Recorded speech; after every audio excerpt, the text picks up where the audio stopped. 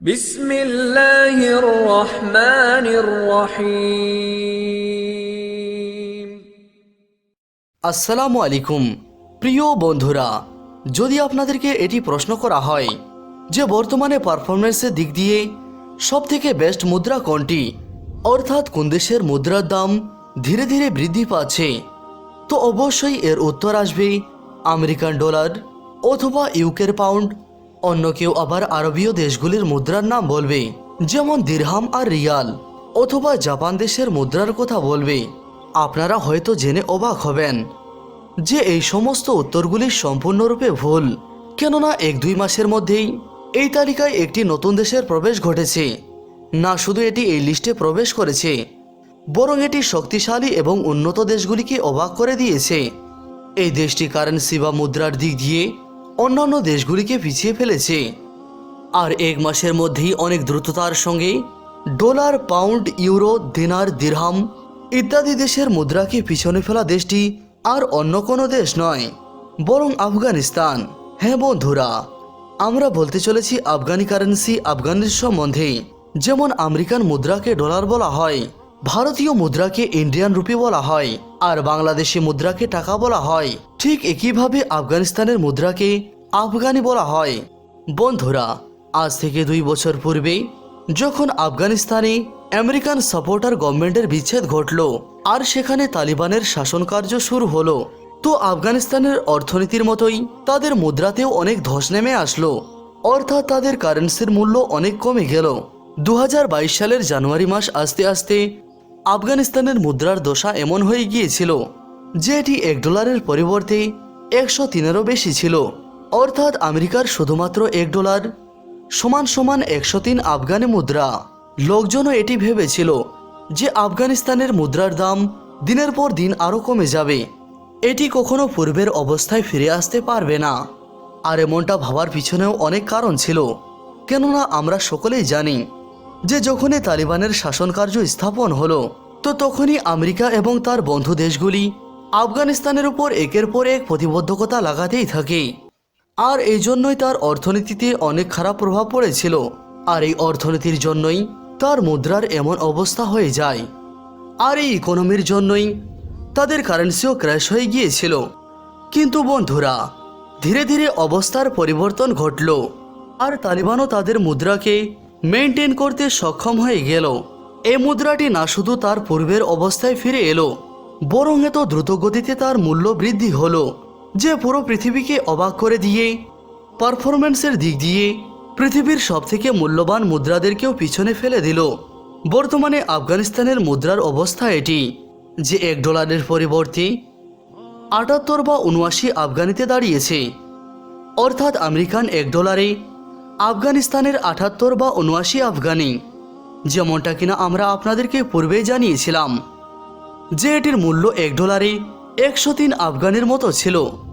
নাম্বারের দিক দিয়ে যদি দেখা হয় তাহলে এটি ভারতীয় মুদ্রাকেও পিছনে ফেলে দিয়েছে, যে ভারতকে অর্থনৈতিক দিক দিয়ে পৃথিবীর টপ দেশগুলির মধ্যে সামিল করা হয়।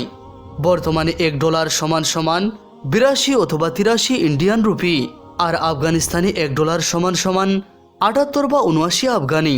যদি পাকিস্তানের কথা বলা হয় তাহলে তো সেটি এখানে কোনোভাবেই আসতে পারবে না, কারণ এটি পূর্বে কয়েক মাস ধরেই 250, 300 অথবা 350-তে পৌঁছে গিয়েছে। কিন্তু বন্ধুরা, এখন প্রশ্ন হলো যে এত উন্নতি হওয়ার কারণ কি করে এটি সম্ভব হলো?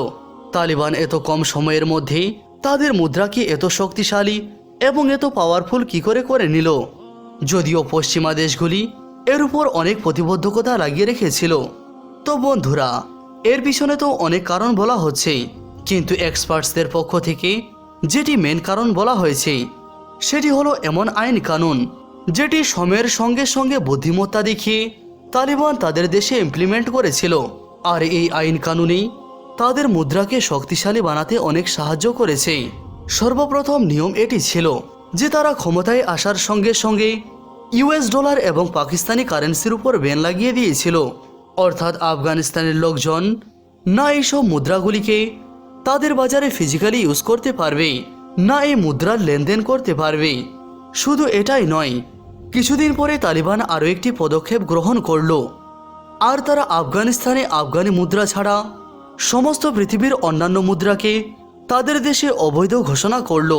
এর ফলে যাদের কাছে অন্য দেশের মুদ্রা ছিল, যেগুলি তারা ব্যবহার করতে চাচ্ছিল অথবা ব্যবহার করত, তারা আর এমনটা করতে পারল না। এখন আফগানিস্তানের লোকজনদেরকে কিছু জিনিস বিক্রি করতে অথবা ক্রয় করার জন্য শুধুমাত্র আফগান কারেন্সি ব্যবহার করতে হতো। তারপরে তালিবান আরও একটি আইন প্রয়োগ করলো যে এখন যদি কোনো আফগানিস্তানের লোক বিদেশে যেতে চায়, তাহলে সেই জন্য সে শুধুমাত্র কিছু পরিমাণ ডলারই বহন করতে পারবে। যদি আপনি সড়ক পথে আফগানিস্তানের বর্ডারের বাইরে যান, তাহলে শুধুমাত্র আপনি 500 ডলারই আপনার সঙ্গে বহন করে নিয়ে যেতে পারবেন। আর যদি ফ্লাইটসে যান, তাহলে আপনি 5000 ডলারের বেশি নিয়ে যেতে পারবেন না। এই নিয়ম প্রয়োগ করার ফলে আফগানিস্তানের নাগরিক কিছু সংখ্যক ডলারই তারা তাদের সঙ্গে নিয়ে যেতে পারত। 2022 সালে তো তালিবান সবাইকে সেই সময় বিস্মিত করে তুলেছিল, যখন সে তার দেশে সমস্ত রকমের ফরেক্স ট্রেডিংকে বন্ধ করে দিয়েছিল। আর তার জন্য তারা এই মত প্রকাশ করেছিল যে এটি ইসলামের বিরোধী কাজ। তালিবান শুধু এটিকে ইল্লিগালি ঘোষণা করেনি, বরং লোকজনদেরকে এ বিষয়ে সচেতন করার জন্য অনেক প্রচারও চালিয়েছিল। আর তালিবানের দ্বারা গ্রহণ করা সমস্ত পদক্ষেপগুলি তাদের মুদ্রার জন্য মাস্টার স্ট্রোকের রূপ ধারণ করেছে। এভাবে তালিবানের সমস্ত পদক্ষেপ তাদের মুদ্রার জন্য মাস্টার স্ট্রোকে প্রমাণিত হলো। এই সমস্ত প্রতিবদ্ধকতার জন্য আফগানিস্তানের লোকজন না চেয়েও তারা তাদের নিজের মুদ্রাকে ব্যবহার করতে হলো। আর এর ফলস্বরূপ সমগ্র আফগানিস্তান থেকে বৈদেশিক মুদ্রা হারিয়ে যেতে শুরু করলো, আর লোকাল মুদ্রার চাহিদা অনেক বৃদ্ধি পেল। আর এই চাহিদাই আফগানি মুদ্রাকে অনেক উপকৃত করলো। বন্ধুরা, আফগানিস্তানের কারেন্সি এভাবে বুস্ট হওয়ার পিছনে আরও একটি কারণ আছে। সেটি হলো চীনের সঙ্গে আফগানিস্তানের বন্ধুত্ব সম্পর্ক। আমরা দেখতে পাচ্ছি যে অনেক দিন ধরেই চায়না এবং আফগানিস্তানের সম্পর্ক অনেক ভালো হতে চলেছে। চীন এবং তালিবানের মধ্যে একের পর এক অনেক ধরনের ডিল হয়েছে। এই চুক্তিগুলির মধ্যে সবথেকে বড় চুক্তি হলো এটি যে আগামী 25 বছর ধরে চাইনিজ কোম্পানিগুলি আফগানিস্তান থেকে তেল নিষ্কাশন করবে। এর থেকে তো চায়না উপকৃত হবেই, আর অন্যদিকে তালিবানেরও ভাগ্য পরিবর্তন হয়ে যেতে পারে। আফগানিস্তানের মুদ্রা এভাবে শক্তিশালী হওয়ার পিছনে আরও একটি অনেক বড় কারণ রয়েছে। সেটি হলো ইউনাইটেড নেশন এবং আমেরিকা দেশ। এখন আপনারা ভাবতে পারেন যে এটি আবার কি করে সম্ভব। ইউনাইটেড নেশন বা আমেরিকার মতো দেশ কিভাবে আফগানিস্তানের মুদ্রাকে শক্তিশালী হতে সাহায্য করেছে? তো চলুন আমরা আপনাদেরকে সহজভাবে বোঝানোর চেষ্টা করি। আসলে ঘটেছিল এটি যে 2021 সালে যখন আমেরিকাকে আফগানিস্তান ছেড়ে আবারও নিজের দেশে ফিরে যেতে হলো, আর সেখানে তালিবানের শাসনকার্য আবারও স্থাপন হলো, তো সেই সময় আফগানিস্তানের অবস্থা অনেক খারাপ হয়ে গিয়েছিল। কেননা আফগানিস্তান একটি দীর্ঘ সময় ধরে যুদ্ধের সঙ্গে জড়িয়েছিল, বেকারত্ব বেড়ে গিয়েছিল, গরিবি ও ক্রাইমও অনেক বেড়ে গিয়েছিল, দারিদ্রতা তো চরম পর্যায়ে পৌঁছে গিয়েছিল। তো অবশেষে এটি সিদ্ধান্ত গ্রহণ করা হয়েছিল যে যেমন পৃথিবীর অন্যান্য দেশগুলিতে সাহায্য পাঠানো হয়, ঠিক সেইভাবেই আফগানিস্তানেও সাহায্য পাঠানো হবে। কিন্তু অসুবিধার বিষয় ছিল এটি যে ইউনাইটেড নেশন আফগানিস্তানে সেই রকম সাহায্য পাঠাতে পারছিল না যেভাবে পৃথিবীর অন্যান্য দেশগুলিতে পাঠানো হয়।